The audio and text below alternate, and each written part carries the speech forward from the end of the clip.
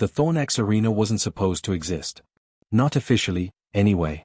It floated in neutral space between 3 different star systems, where nobody's laws really applied and nobody asked too many questions. The kind of place where credits talked and morals stayed silent. Jake Miller had been to a lot of rough stations in his 15 years hauling cargo across the galaxy, but this one made his skin crawl. The arena itself was a massive dome attached to the station like a tumor, and inside, well, inside was something that made him wish he'd never agreed to this delivery run. His crew needed fuel. The station needed medical supplies. Simple transaction.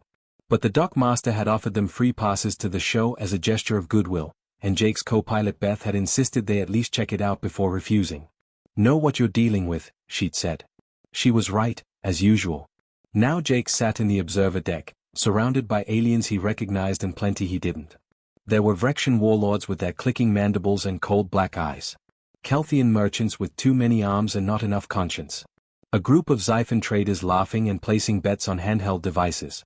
The air smelled like ozone and something else, something worse. Fear, maybe. Or blood. The arena floor below was just sand and stone, ringed by walls too high for anything to climb out. This wasn't a gladiator match between trained warriors fighting for glory. Jake had seen the holding cells on his way in, seen the eyes staring out from behind energy barriers. Kids. Alien kids from a dozen different species, some barely old enough to walk on whatever they used for legs. Ladies, gentlemen, and honored guests, a voice boomed through the arena in broken galactic common.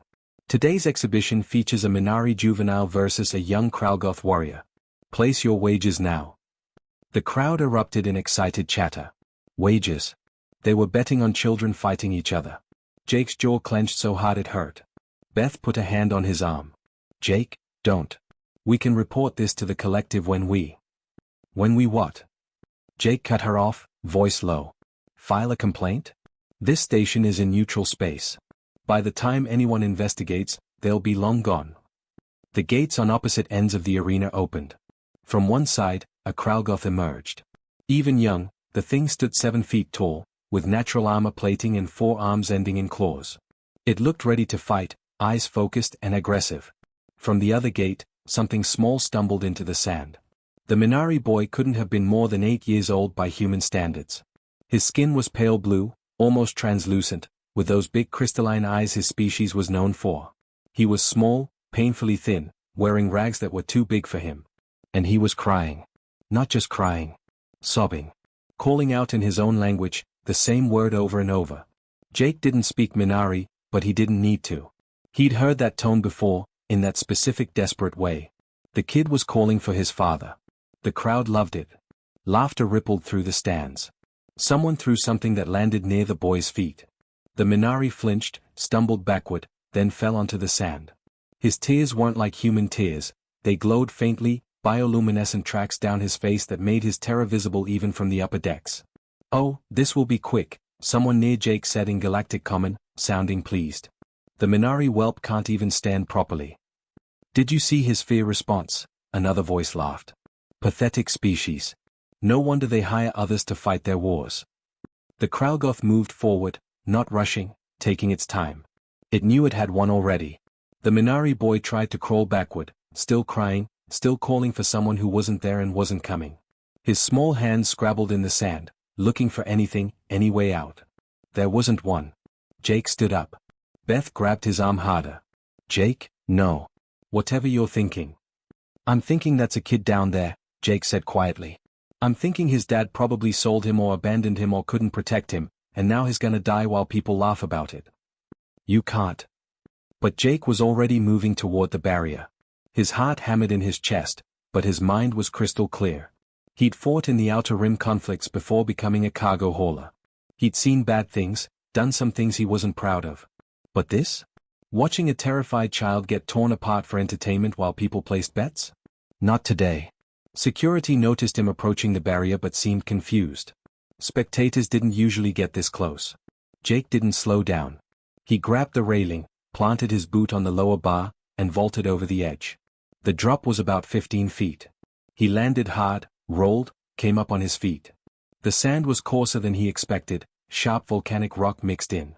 The crowd went dead silent. Jake started walking toward the center of the arena, toward that small blue kid who'd stopped crying just long enough to stare at this strange creature that had just dropped from the sky. Jake's boots crunched on the volcanic sand as he walked across the arena floor. Every eye in the massive dome was on him now, thousands of aliens from dozens of species all gone quiet with confusion. This wasn't part of the show. Nobody jumped into the arena. Nobody interfered. The Minari boy stared up at him with those huge crystalline eyes, tears still streaming down his blue face, frozen between terror and hope. The Kralgoth had stopped moving too, its four arms flexing uncertainly, waiting to see what this new element meant. Jake ignored the Kralgoth completely. He walked straight to the boy, moving slowly so he wouldn't spook him worse than he already was. The kid couldn't have weighed more than 40 pounds. Up close, Jake could see the bruises on his arms, the way his ribs showed through his thin skin. The tears on his face glowed brighter when they were fresh, fading as they dried. It was beautiful and heartbreaking at the same time. "Hey," Jake said softly, keeping his voice calm. He'd used this tone before with scared animals back on Earth, with his nephew after nightmares, with young soldiers in their first combat. Low and steady. Safe. "Hey, kid. Look at me." The boy's eyes locked onto his face. He was shaking so hard his whole body vibrated. Jake reached up and started unzipping his thermal jacket. It was a good jacket, military surplus from his service days, insulated and tough. Beth had given him hell about spending 200 credits on it at the last station, but it kept him warm in the cold cargo holds and it had plenty of pockets. Right now, though, the kid needed it more than he did. He pulled the jacket off his shoulders, feeling the arena's recycled air hit his arms through his shirt. Without the jacket, he felt vulnerable. Exposed. But that wasn't important. Jake knelt down in the sand next to the boy, moving carefully, and draped the jacket over those thin blue shoulders. It swallowed the kid whole, way too big, the sleeves hanging past his hands. But it was warm and it was shelter and it was something. "There you go," Jake said quietly, adjusting it so it wouldn't slip off. "That's better, right?" The boy stared at him like he'd just performed magic. His crying had stopped, replaced by confused silence. One small hand came up to touch the jacket's fabric, feeling its weight and warmth. Jake positioned himself between the kid and the Kralgoth, then sat back on his heels. He looked into those glowing eyes and wished he knew how to say something comforting in Minari. He didn't. But tone mattered more than words sometimes. "Listen," Jake said, voice still soft. "I don't know your name. Don't know how you got here. But I know you're scared, and I know you're calling for your dad, and I know this isn't fair." He gestured around at the arena, at the crowd. "None of this is fair. But you're not alone anymore, okay? I'm right here." The boy's mouth moved, trying to form words, but nothing came out except a small hiccuping sound. "It's okay," Jake continued. "You don't have to talk. Just stay behind me. Keep your eyes on my back, not on anything else. Can you do that?" The kid nodded slowly, uncertainly. That's when the sound system crackled to life, and a voice boomed across the arena in perfect galactic common. Jake looked up at the central screen where Avrection appeared, his insect-like face filling the display. His mandibles clicked together in what might have been amusement. "How entertaining," the Vrection said. His voice dripped with condescension. "The human has volunteered himself as a combatant. How noble. How touching." The crowd started murmuring, a ripple of sound that grew louder. Some were laughing. Others sounded intrigued.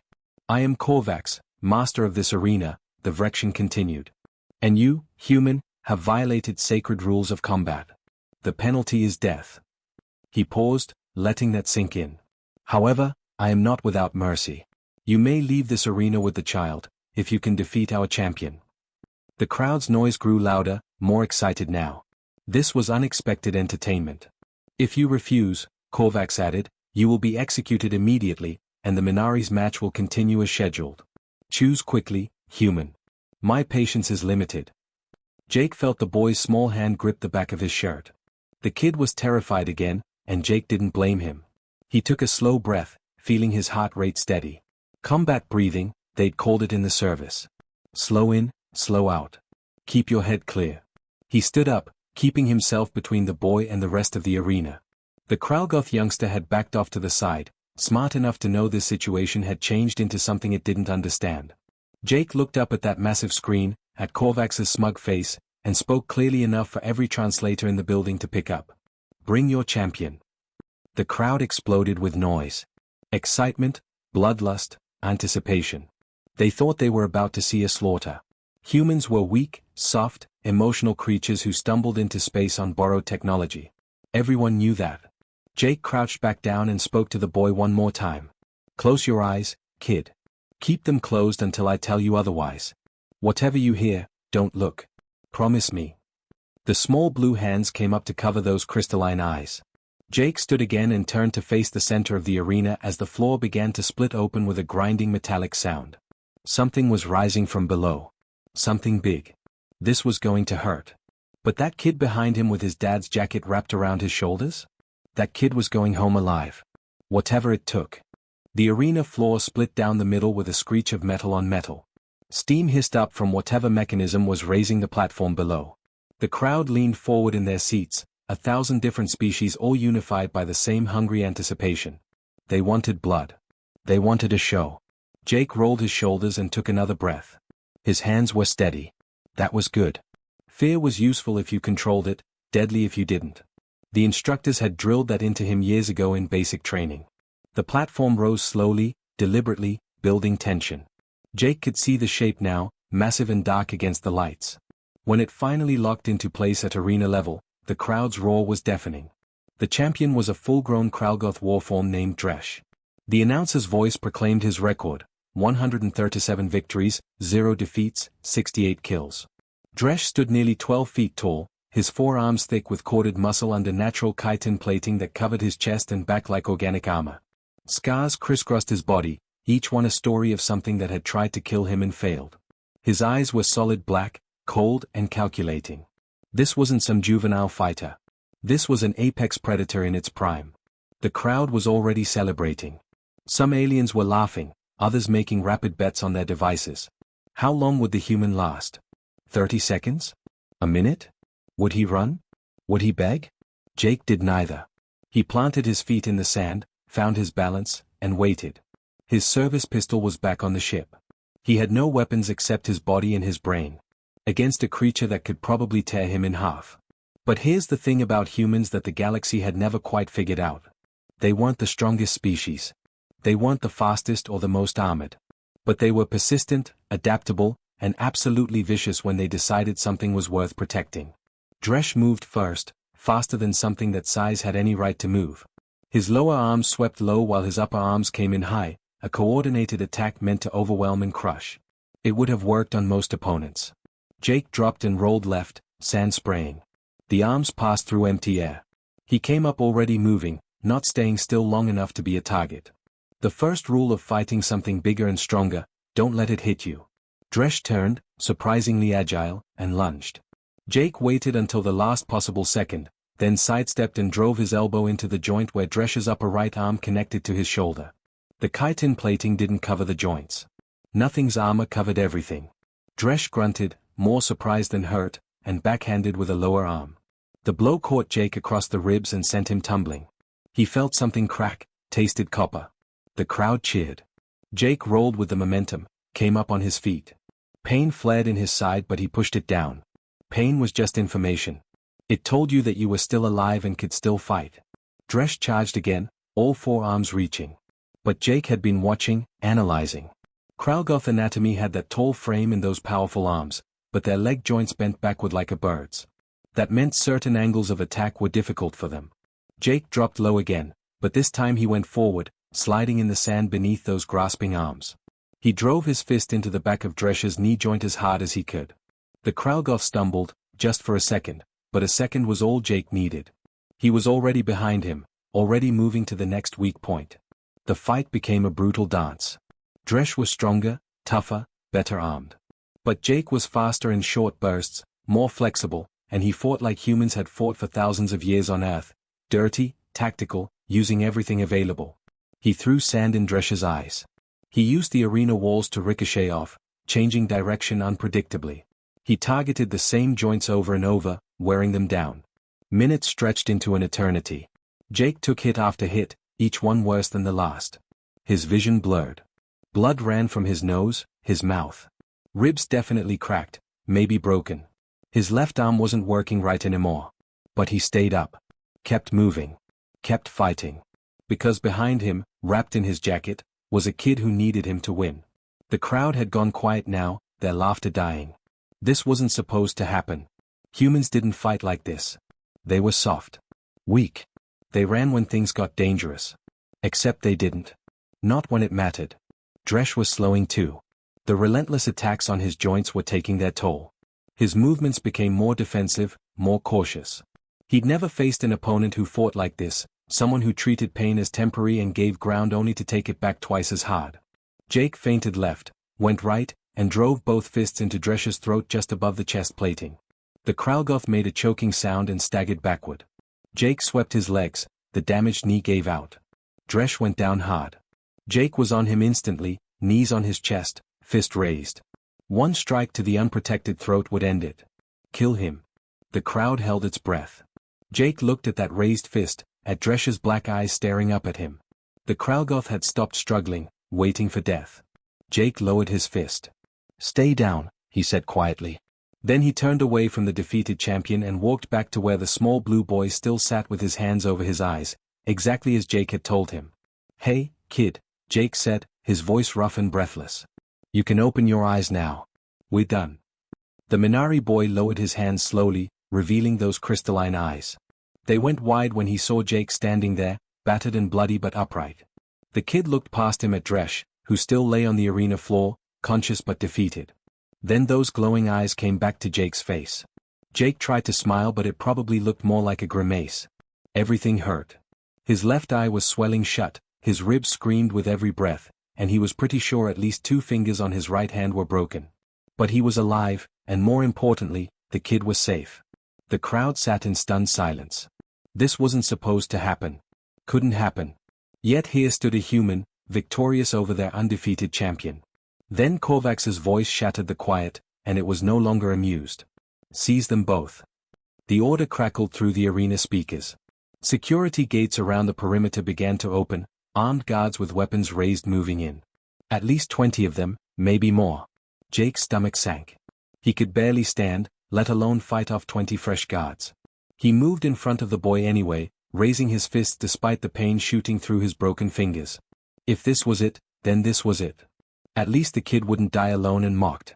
But before the guards could reach them, every screen in the arena flickered and died. The lights dimmed for just a second, then came back on. And when the screens lit up again, they didn't show Korvax's face. They showed the arena floor. Showed Jake kneeling next to the crying Minari boy. Showed him taking off his jacket and wrapping it around those small shoulders. The audio played his words, "You're not alone anymore, okay? I'm right here." Jake's heart jumped. Beth. It had to be Beth. The footage continued, showing the entire fight from multiple angles. Every moment of it. Jake protecting the kid. The crowd's laughter and jeers. The brutal combat with Dresh. And Jake's final choice to spare the champion's life before checking on the child. "What is this?" Korvax's real voice cut in, furious. "Shut it down. Shut it all down." But the broadcast didn't stop. Instead, a new voice came through, speaking in clear Galactic Common with a distinct human accent. Beth's voice. "This transmission is going out to 17 star systems simultaneously," she announced. "Including the Minari homeworld, the Human Collective, and the Galactic Council.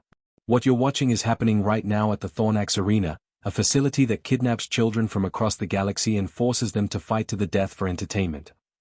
The crowd erupted into chaos. Aliens jumped from their seats, some trying to leave, others shouting in anger or fear.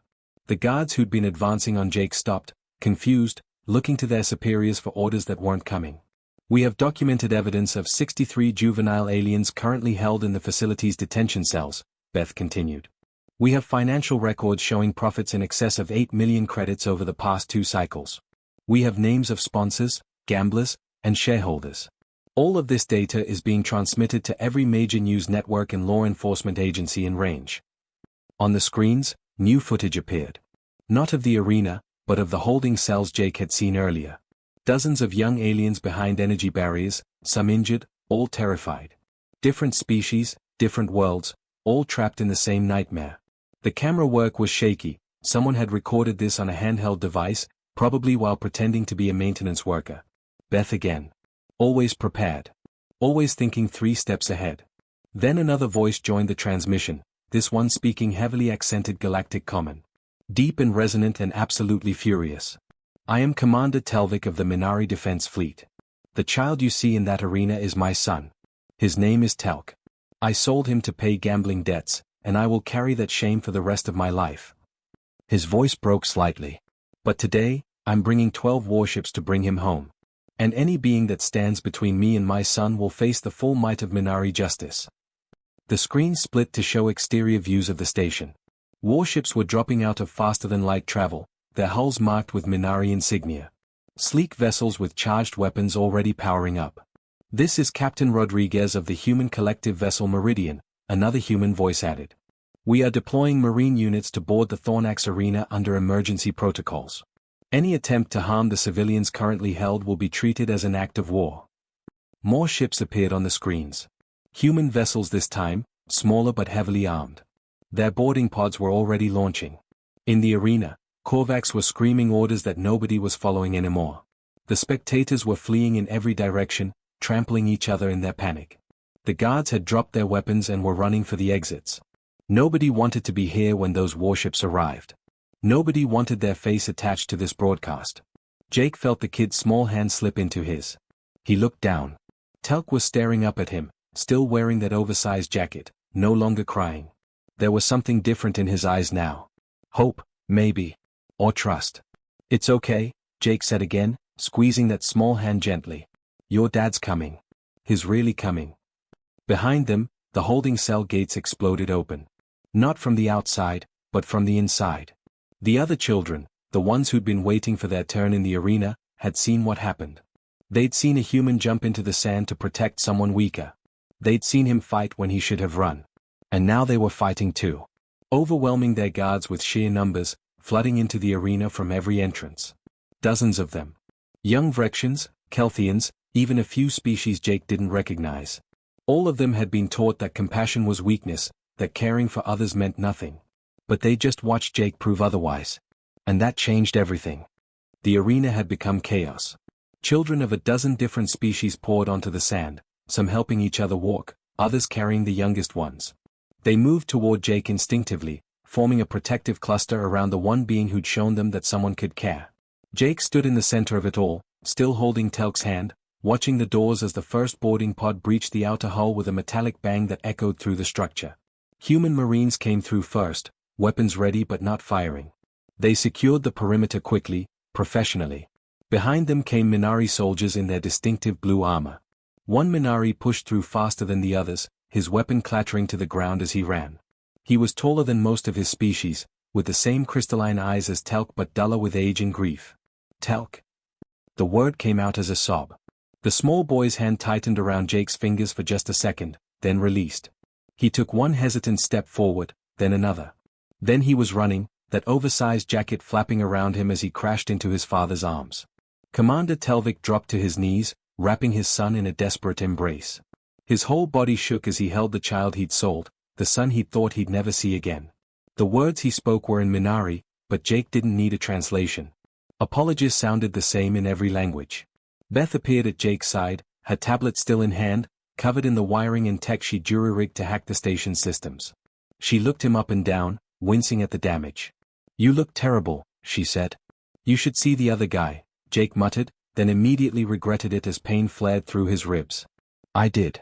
On 17 different camera angles. You're either incredibly brave or incredibly stupid. She paused. Probably both. A human medic pushed through the crowd and started scanning Jake with a handheld device.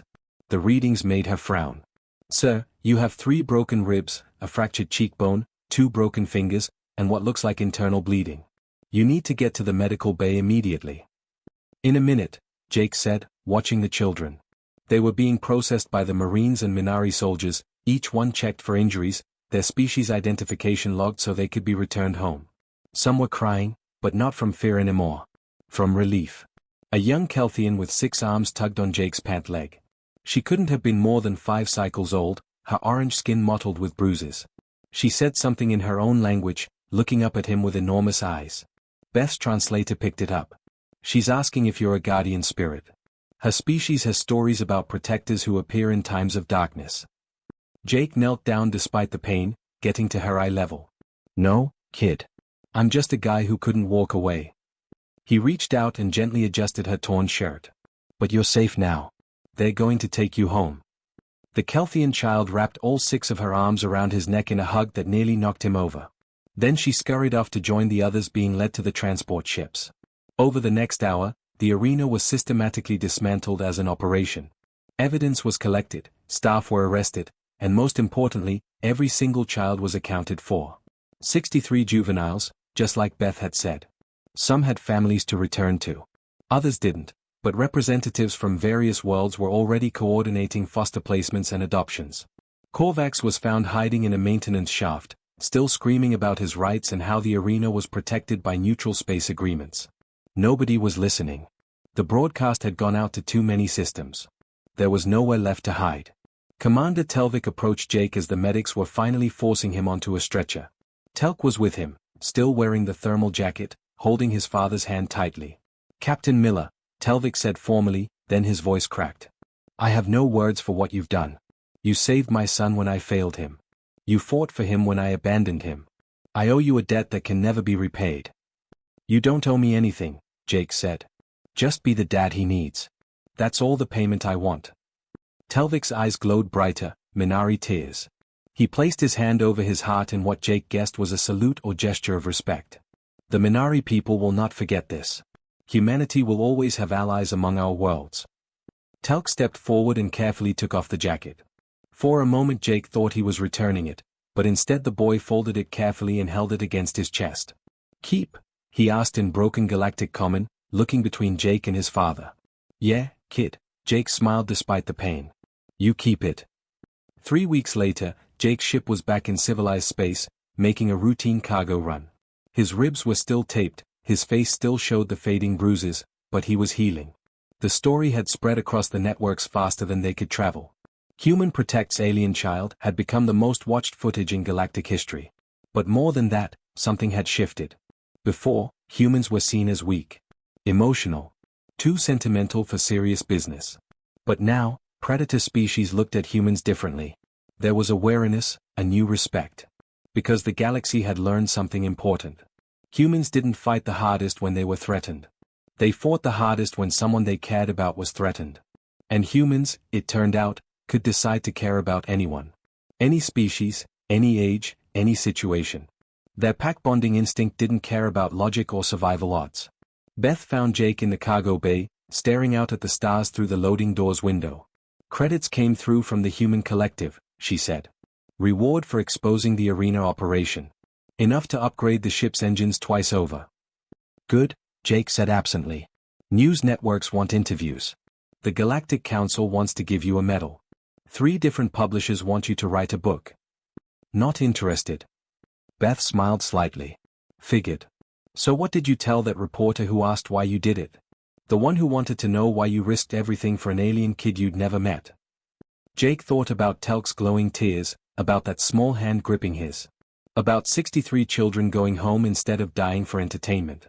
I told them the truth, he said simply. Because somebody had to. That's what humans do.